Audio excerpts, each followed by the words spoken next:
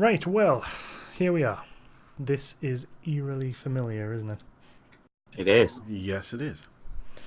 Welcome to Polaris Port GHR, games horribly reviewed. Woo!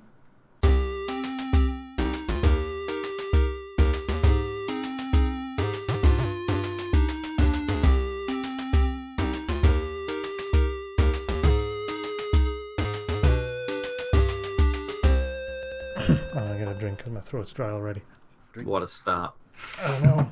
It's bloody warm, Adam. It's bloody warm. It is bloody warm. Anyway, I'm Braz, and joining me today are Cisco Hello. and Adam. Hello. All Peps. Although everybody kind of knows you as Adam now, so I know. that ship may have sailed. So, free-to-play games, they usually suck, and we're not generally big fans.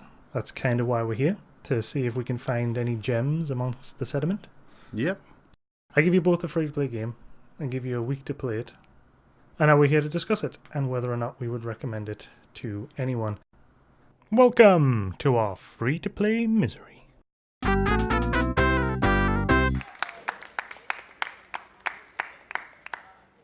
In this, our inaugural episode, I had us all play the awesome adventures of Captain Spirit. Woo! By- Spoilers. Developed by Dontnod Entertainment, it was published by Square Enix. Enix or Enix? Enix. Unix. Just be different. Square Unix. You Published by Square Unix, the awesome adventures of Captain Spirit, hereinafter referred to as Captain Spirit, otherwise we'll be here all day, is what's classed as a graphic adventure game, not a point-and-click adventure of yesteryear, because, you know, modern. It was released on the 25th of June 2018 for PC, PlayStation 4 and Xbox One, and it's sort of a demo, kinda, for the upcoming Life is Strange 2. The game itself centers around Chris Erickson, a boy who has a sort of alter ego, an imagined superhero named Captain Spirit.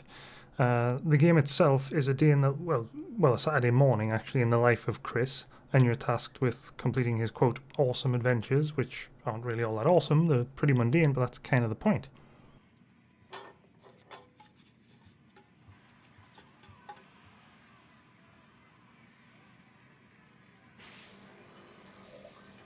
A beer can monster cannot be. Seriously?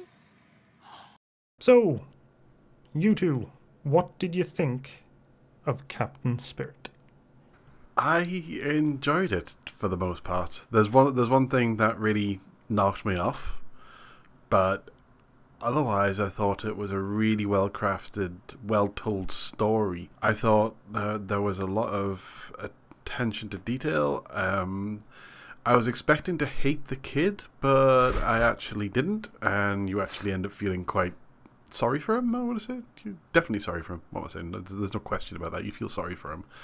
Most of the sort of adventures and how you complete them wasn't too obtuse. A lot of point-and-click games and graphic adventure games, sometimes they like to make things really, really weird and difficult, whereas I thought most of this was fairly easy to sort of guess.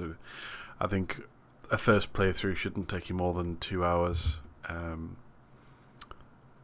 and I thought the voice acting was good, the the actual graphics were really good, the cinematography and everything. It was a really beautiful game to look at, and I enjoyed the story, and I thought it was a very well told story. So yeah, there was only one thing that bothered me, but that's in major spoiler territory, so I'm going to leave that for later. We'll get onto that later. Otherwise, I would highly recommend. As a free game, I'd say this is worth 2 hours of your time.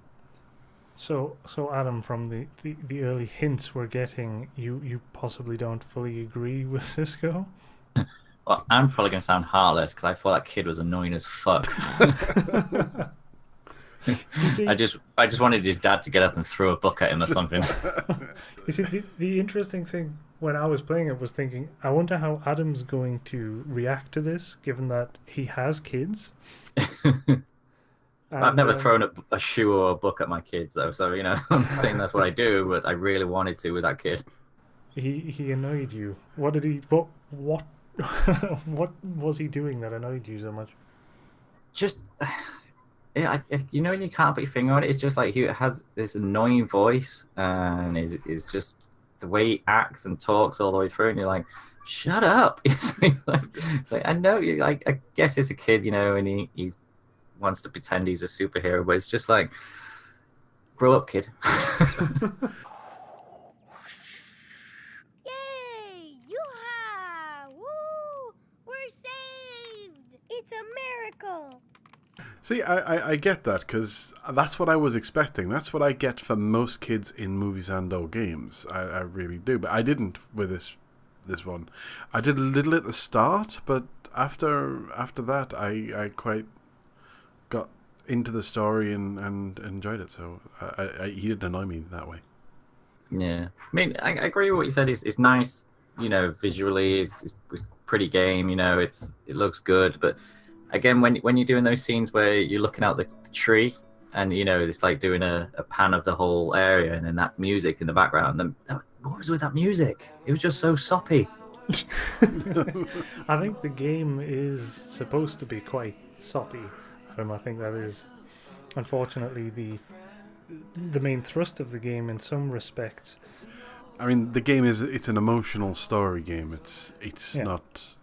I got it was supposed to be emotional, but I just didn't. It just didn't tug at anything. The heartstrings were pulled or anything. I just didn't feel it. No, but hey, that's fine. That's why we do this sort of thing. We need multiple opinions. I thoroughly enjoyed the game. Adam, did you play any of the first Life is Strange game? No, I didn't know. So you probably had no clue what this gameplay was going to be like at all. The gameplay is quite similar to Life is Strange and that sort of thing. I haven't played Before the Storm, which was the second title in the series, which was a prequel to the first game, but made by a different development team, as far as I'm aware. So I couldn't really be bothered. This is the same development team going back for Life is Strange 2. And this was a sort of, as I said earlier, a kind of a demo for Life is Strange 2, although it won't be the same character, as far as I'm aware. It's like it's a peripheral story on the edge of... Okay, we're going to come back to that point later when I discuss what annoyed me. Okay, then. I'm now even more annoyed. Well, I wasn't aware that this... I assumed this was going to be the character, but okay. No, it's not. In fact, Dontnod said they made this, the Captain Spirit, to expand the Life is Strange universe, which they felt they wanted to do in production of Life is Strange 2. So this would be, like I said, a story on the periphery, but also kind of a demo for it. It's going to be obviously the same engine. The game's going to look very, very similar. But yeah, I thoroughly enjoyed the game. It's incredibly slow, and you don't get many games like that these days, where it is just it's an at your own pace game, even though everybody seems to hit the 2-hour mark and have done everything within the 2-hour mark, and then it's done. I thought, it was emotional, and it was beautiful, as you said. Even some of the things that aren't necessarily immediately picked up on, like the color palettes, were all really well done for the atmosphere, the cold temperatures of the colors, and obviously the snow outside of his room. Everything is sort of muted and down, and in his room everything's bright, and so it adds more stuff to his character that way. But I thoroughly enjoyed it. So yes, I suppose I should lift the spoiler ban. Skip to this time code to avoid spoilers.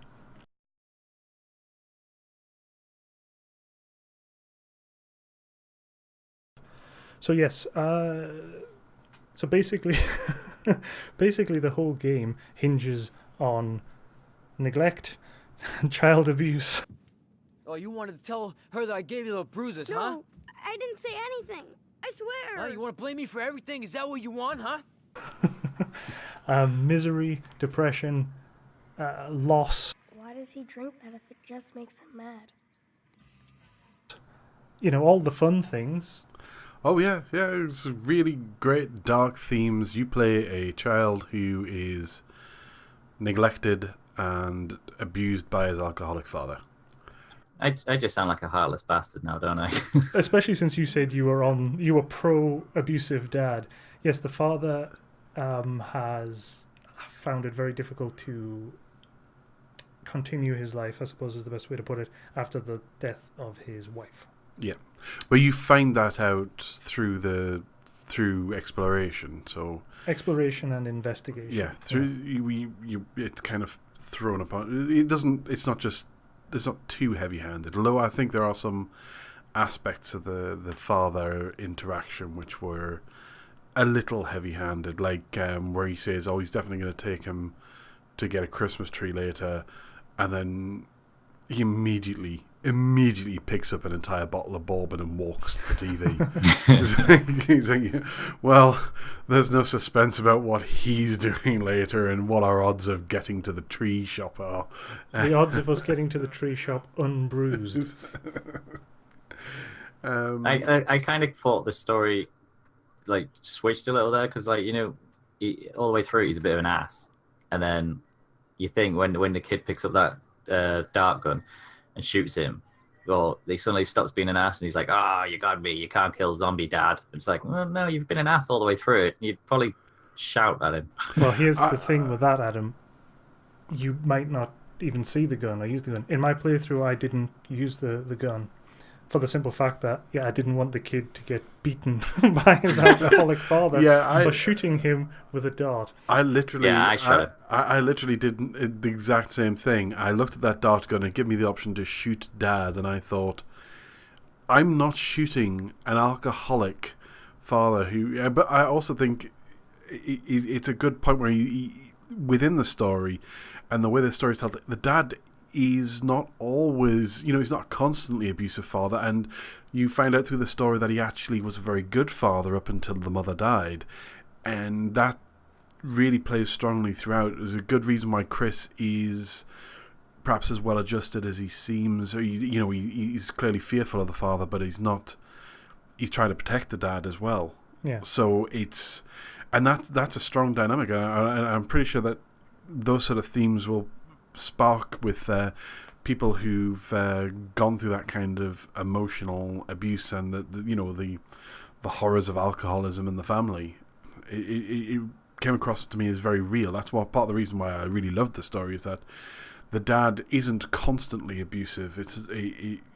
He's not the Disney villain father. Yeah, twirling his mustache and giggling. He's not. Well, not giggling, cackling. He's not evil to Chris for the sake of being evil. And I think that is... that's why I enjoyed the game, because I found it very engaging story-wise, and I thought it was really well told, and you get little tidbits here and there about what's actually happened, and you get to put it all together as to what happened to his mother and what happened to, and how things have changed. And I wasn't particularly fussed because there was a lot of, like, in Chris's imagination scenes where, he's imagining fighting monsters and stuff, and I wasn't particularly... I don't know, I suppose it added a bit to the story, but not that much, and it just kind of felt a bit tacked on, like they wanted to have some action scenes. They wanted to mix it up a little bit. I suppose we should speak a little bit about his awesome adventures. Adam, how many... Did you finish all his, quote, awesome adventures from your quest list? I did. No, at first I got through 4, and then I replayed it and got them all. Yeah. Did any of them annoy you? Did you think they were okay? Not annoying. A couple of them I couldn't find the key, for the garage. Yes. I was looking around for everywhere, and then I was going to give up, and eventually I found it. It's so obvious, but apparently nobody looks there. I never looked there. Yeah, that's it. It was so obvious when I saw it, but I was like, oh, what the hell? I was looking at tables and counters and opening the fridge. Yeah, I kept looking literally everywhere, and it took me forever to find the keys to the garage, but there was one or two bits where it took a little bit But a lot of it wasn't that hard either. There's plenty of it was relatively quick and easy. And amusing. They were fun. I mean, I remember the maze. That pissed me off. The maze was fine, except the fact that you had to go back to your bedroom to look at the map, because I read the directions on the map after I found the secret map thing, and I went outside, and you have to go through the loading screen, you have to do this, and you have to do that, and you go out there, right, and I'll do X number of lefts or rights, and it didn't work. I was like, well, what? But that was it. That was the exact thing and I went back there, and it's not in order. They're numbered, but they're all over the place. Like, Yeah. The numbers are. See the first thing for me was I went in there and didn't know that hadn't read the map. I'd seen the map and I'd put the map together, but I hadn't realised that there was like left, right, and all that. So, but I spotted that the numbers weren't in order. So I the second time through it was straight through. That was a little bit of an annoying one, I thought, but not too much because it. Well, what did you think of the payoff for that one? The pictures of the mother. His secret stash. Yeah, his secret stash. And again, I can almost say you've almost got the dad is keeping secret stashes. Quite clearly, the mother is something they don't talk about. Yeah. But I love that as a little character moment.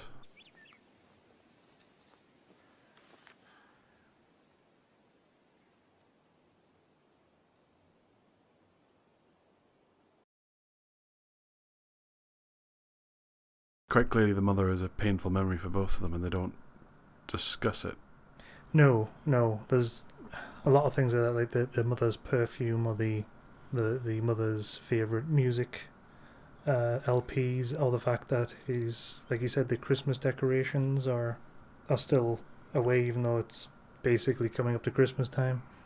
Did you both find the father's quote new friend? Oh yeah, Yes. the letters. Yes. Did you phone the father's new friend? No, I didn't think to do that. That's the thing. The game has a lot of little things that you can easily miss. And you can miss them if you just don't do them at the right time. So, what did she say? Well... Welcome to Kitty Club. Meow. Odessa speaking. Oh. Hi? You sound like you're looking for a kitty cat tonight. My dad won't let me have a cat, but I would love... Your dad? What? Christ, who is this? How old are you? Hello?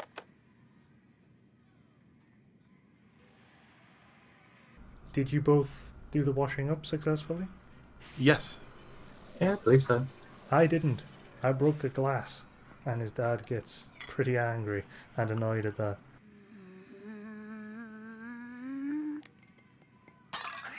Jesus, what was that? What the hell are you doing in there?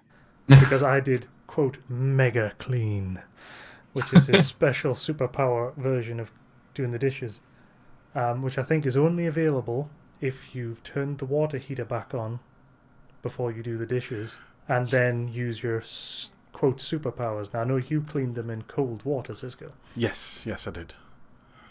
Like a naughty little boy. Oh. Well, I suppose one of the last things I should ask about the game was how did you handle the neighbour visit? How well did that go? I purposely made it go bad. Is it because you hated the kid? He just or- wanted the father to beat the child. That's what he wanted. Well, that's the whole point of the game. I wanted to see what happened. The whole point of the game is not to get the child beaten by his father. They should put that at the beginning. No, I basically did that. Like, don't come in, don't, you'll get me in trouble. And then I'd pick that option, or like, shut up, lady, don't go away. So, just so the dad could hear it in the background. Piss off, lady, we don't want you here. Well, in my first playthrough, I accidentally triggered the ending, and she showed up, and I managed to bluff my way through it to the point where she believed everything was fine, yada yada yada. If I wanted to speak to her later, I could, but everything was fine. His father still flies off the handle. It's the same scene, but whatever. The second time round, I only changed my choices slightly. Oh, and all hell broke loose. she was coming back with social services and her husband and stuff. I was like, holy shit. Yeah, I was already there from the beginning. See, I got I had 2 tries as well, but in both of them I got the same ending. So again, I did something slightly different in some of the answers, but I still ended up with the same ending, which is just she goes away, but she warns you she's coming back with a husband later. She didn't say social services, and she went, none of this is your fault. And then you go to your dad, and your dad just, gives you a Blames you for the death of his wife. Blames you for the death of his wife, as well as refusing, blames you for not being able to fool the old lady into going away. Yeah. And, says, oh, you think I'm a terrible dad, which, yes, I do think you're a terrible dad. And then we're coming up to the bit that annoys me. I don't know if you want me to Why don't you discuss just that. jump straight back? Why don't you just jump straight into what annoys you, Cisco? Well, Unleash the rage. And while you do it, imagine you're screaming right into his weeping face. This little kid, tears I'm not down his Adam. cheeks. I didn't want the kid to be upset. Or get beaten. I got beaten. Although I can see what's coming, and you guys are going to think I'm even worse than Adam. But the end, he gets upset at his father yelling, and he runs round to his treehouse and he climbs up. And it had been established earlier that the stairs were a little bit dangerous. Things, it's a bit run down. And he's climbing up, and he falls off. And it goes slow motion thingy, and he's just about to hit the ground, and all of a sudden he stops and he hovers, and then he touches down gently.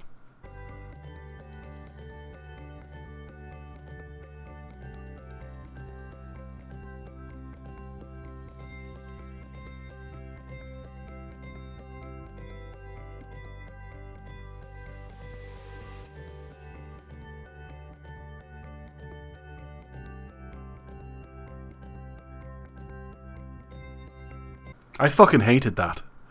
That really kind of took me out of the story. It's like you had crafted this great story that was so real and personal, and then you threw hovering into the end of it, magical powers. Like, this had been such a really good character piece. You didn't need to have that in, and I sort of tried to get through as well. He's clearly going to be the person in Silent Hill. Not Silent Hill. In Silent Hill. Holy shit. That, I would play that game. I'm saying right now. Chris Erickson in Silent Hill. Yeah, he was clearly going to be, the guy from the game that they're actually trying to market with this game. And it was like, well, okay, but I wish you hadn't done that, because you told a really great story and there was no need for that little bit right at the end.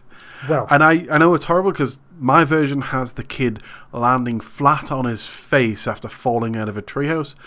But 3 things about that. First of all, just to go along with what you're saying, when he fell first and you see all the wood splinters, I was sure he was going to die. That was it. He was going to land on one of those giant wood splinters and he was going to die. But what I will say is 2 things. First of all, the Life is Strange universe has superpowers. In the first game, you can just straight up reverse time. There are supernatural abilities in it. There's premonition, there's time reversal, there's hoobity boobity boobity booby. Third, a lot of people don't think it's anything to do with Chris. They think it's his neighbours. The ones who did not look slightly bit freaked out by this kid floating. That didn't seem even excited by the fact that anything had happened. And some people believe those are the people you're going to be potentially playing as in Life is Strange 2. That's fine, but they had crafted such a great story. There was already superpowers in the Life is Strange universe. I don't care. There was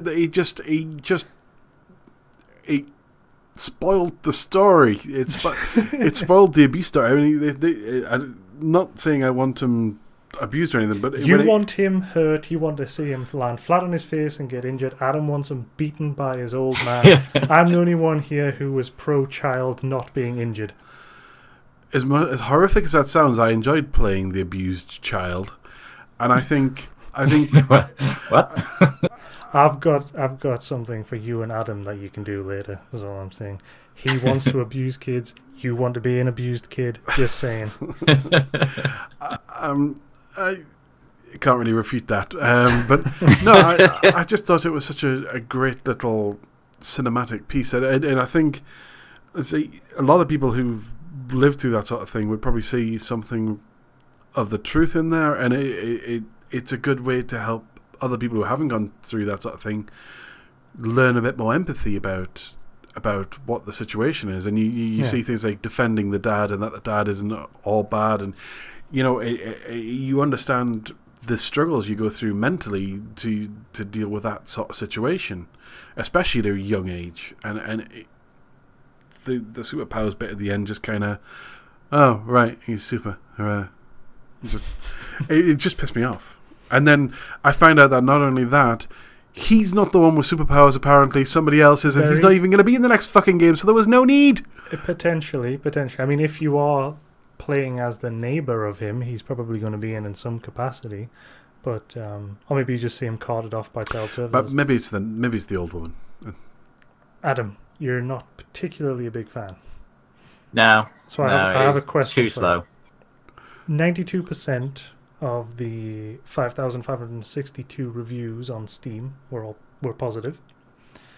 I did try to dig out to find some that were negative, assuming that we would all find the game nice. But it's fine. See if you agree with any of these, Adam. Then looks nice, but I hate kids laughing my arse off. I would say yeah, but I have kids, so. Well, that doesn't say much. I don't like anyone else's kids. I hate playing as a kid. I quit after a while when the game was just basically doing chores. Waste of time. No, that didn't bother me. Doing chores is fine with you. No. No. And finally, no. Yeah, I'd agree with that one. There wasn't many that were actually negative, but there we go. So I suppose really what we need to do now, and I think we already know the answer, but whether we would recommend the game given that it's free, which is kind of almost the point. I would thoroughly recommend anybody play it, especially if you like point and click adventures, or the new graphic adventure as it's now known, or if you just have some time to spare, because it's a beautiful game. It has wonderful sound. It looks great, but it might make you miserable. No spoilers at this point, because we're back out of spoilers now, but it might make you a bit miserable. Cisco, would you recommend the awesome adventures of Captain Spirit? I would thoroughly recommend it, but I would also add a note of caution that you should play it.